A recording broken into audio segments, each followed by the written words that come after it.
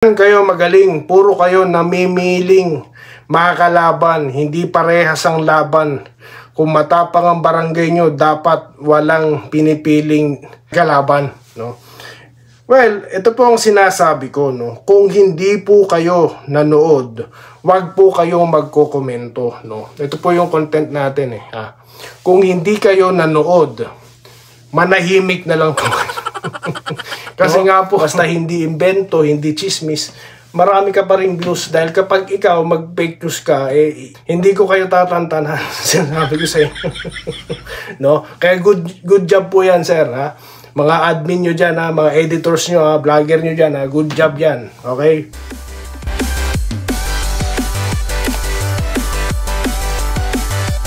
Yun, so welcome back dito si Denry Gadoy TV Sports. No? Well, ito na po ang inaantay ng lahat. Ha? Ang huling laban ng Ginebra sa elimination. Babakbakan, lalabanan ang Meralco Bolts. Okay? Meron po tayong follow-up content about sa kinontent kanina, no? Yung iniiwasan ng Ginebra. Ano ba yan? No? Ang daming napatanong. Okay? At ito po, sunod, moment of truth. Okay? Para dito sa San Miguel at sa Rain or Shine. So pag-usapan natin ang pagkakaiba na yan para sa kanila. Okay? At mga pa-shoutout. Sa mga pa-shoutout, sabayan po natin itatakil, no? Yung about sa content natin na nakaraan, yung iniiwasan. Okay? Papaspasan lang natin ito, no? At kung di pa po kayo subscriber ng channel na ito, nakita nyo naman po ang interaction natin, no? With our Barangay Ginebra subscribers, no? At yung mga hindi rin po taga-barangay is welcome din, no? Binabasa natin lahat ng komentaryo. Kung gusto nyo po, mag-subscribe na po kayo, no? Libre po yan. Wala pong babayaran. Okay? Wala ring fake news dito. Okay? Mag-alala. Okay. So, dito na po tayo sa ating topic, no? Kasi nga po, wala na akong plano sana, no? Na mag-content ngayon. Kasi nga po, nilabas ko na yung ating, prediction. Di po ba? Naglabas na rin tayo ng checklist. So, magre-relax lang sana ako, no? Magsisimula na yung tip-off. Pero, may nakita po ako mga komento no? May mga komento po ako nakita. Kasi nga po, may mga nagtanong. Ayan. Tulad po nito. Sabi ni Melvin Yuson, no? Okay? Ito tungkol to sa aking kinontent, last content. Diyan kayo magaling, puro kayo namimiling mga kalaban, hindi parehas ang laban. Kung matapang ang barangay nyo, dapat walang pinipiling kalaban, no? Well, ito po ang sinasabi ko, no? Kung hindi po kayo nanood, wag po kayong magkokomento, no? Ito po yung content natin ha. Kung hindi kayo nanood, manahimik na lang po kayo. Kasi nga po, malilito po talaga kayo. Wala pong misleading dyan. Totoo po na sinabi ko na meron iniiwasan. Ano ba yung iniiwasan? Hindi po yun kalaban. Kundi yun po ang iniiwasan nilang matalo. Dahil ayaw nga nilang makigulo, no? Sa number 7 at 8 na yan. Di ba? Gusto po yung isolid ng Ginebra ang kanilang posisyon sa quarterfinals. Kundi man umangat pa, maungusan ng Meralco. Yun ang sinasabi ko.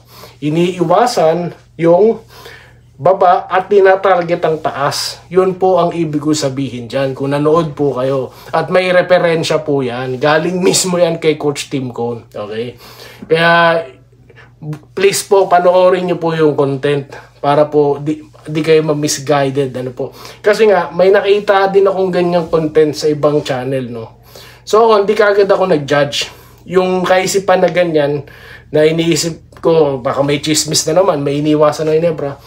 Nag-research ako, no? Nagbasa-basa ako. Ganun lang po gagawin natin, magbabasa-basa lang po tayo sa mga legit sources, 'di ba? Kaya tignan nyo. Yan na lang po ang tip ko, no? Okay? So, dito na po tayo sa Ginebra versus Meralco, no? So, ano na ba? Sino sa tingin nyo mananalo? Comment na po kayo dyan, okay? Comment, nilabas ko na po yung prediction ko, ha? Panoorin nyo na lang dyan sa ating mga content dyan sa baba.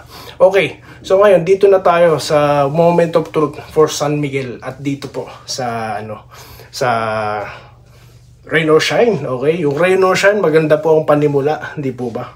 Yun na nga lang, natalo po sila sa kanilang mga huling laban. Isa na po yung huling laban ng Ginebra, no, yung blowout win po ng Ginebra sa kanila, no. So struggling po ngayon, no, ang Raynor Shine. Imbis na diretso sila sa quarterfinals, para pala silang magiging baka paglabanan pa nila yung number 8, no.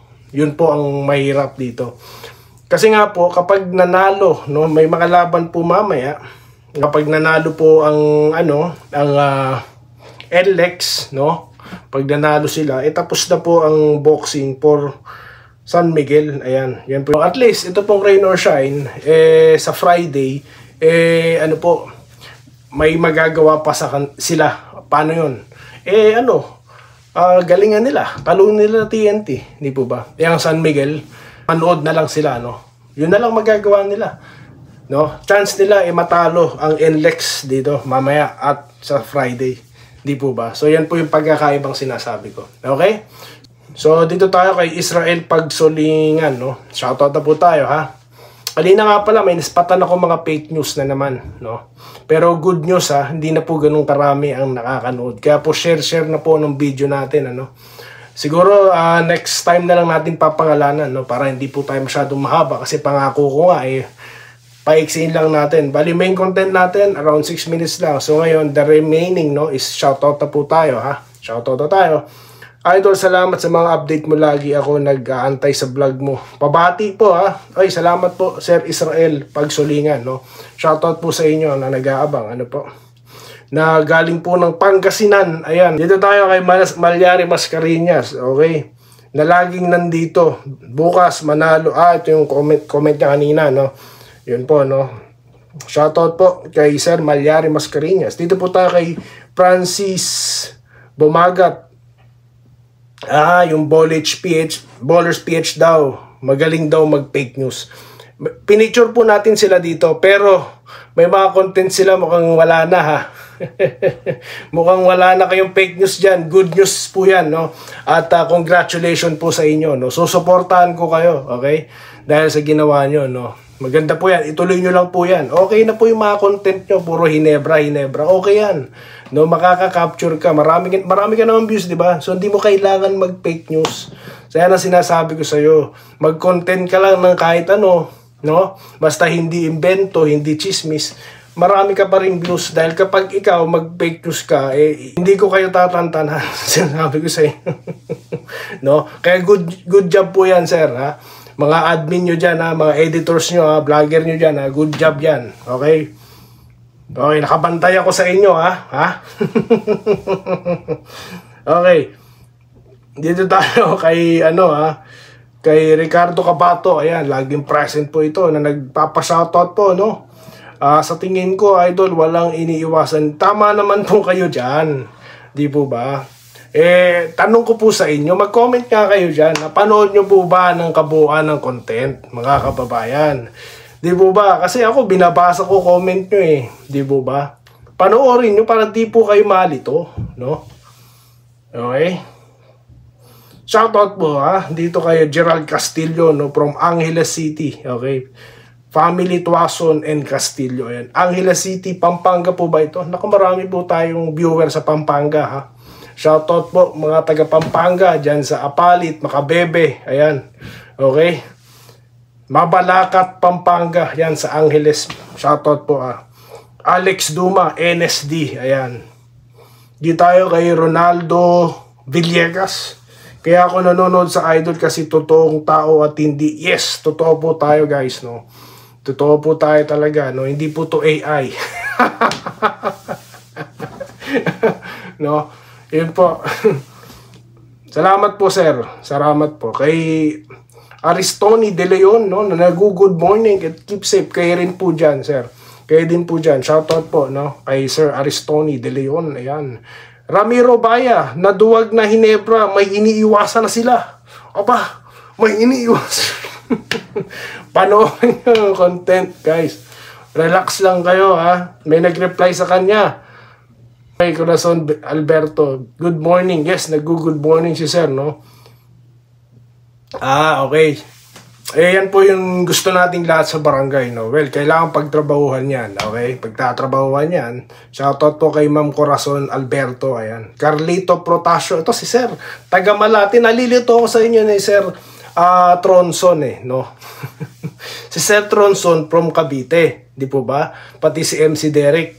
Tapos ito naman si Sir Carlito Protasio. Siya pala yung taga Malate, kasi alam ko may taga Malate, no?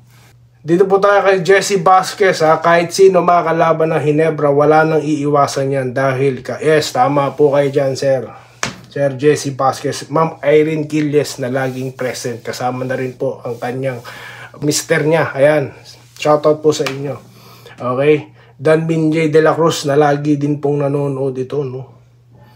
Dito tayo kay Edwin Role, shoutout idol, iniiwasan ba? Aba, kahit sino makakalaban nila, alam natin na handa sila. Kahit sino kalabanin nila, kaya nga NSD. Tapos, iniwasan nila. Kalokohan yan, idol. Pagod na ako. Paulit-ulit na ako. Panoorin nyo po no kabuuan, guys. No? Maganda po yan pag napanood nyo. Kasi nga po, alam nyo naman, walang fake news dito. Walang eksaherado, ha. Wala tayo ritong gawa-gawang mga kwento, ha.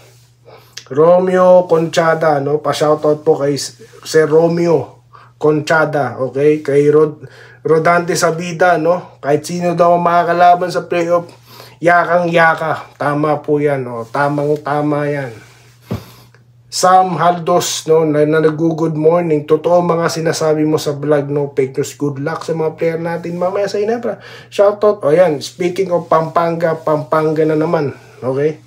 Shoutout po mga taga Pampanga, ha? Drilling contractor, okay? Some drilling contractor. Shoutout po sa inyo lahat dyan, ha? Ingat po kayo, ha? Wear your, your helmets, ha? Safety first kayo dyan, ha? Mga kabarangay, ha? Dyan sa Pampanga. Sarap manood mamaya yan. Ganado Ginebra, exciting. Opo, kaya kayo nanonood dito kasi exciting na kayo manood mamaya ng Ginebra. Dahil dyan, magtuloy-tuloy na lang po tayo mamaya. Manalo, matalo, babalik ako, ha. Pag-uusapan natin ng ang mga nangyari sa laro na yan. So yun lamang guys ang ating napag-usapan at muli ako po yung nagpapasalamat sa inyong patuloy na pagsuporta, no. Muli, stay safe po guys, no. At yun na nga, good luck po. Okay, dyan sa Meralco, nag-good luck din po ako sa inyo, no. Sa mga maglalaro mamaya at of course sa Barangay Ginebra. Yun lamang. At yun po, magandang araw sa inyong lahat. Salamat po sa panonood. Subscribe na para sa mga susunod na basketball at boxing videos.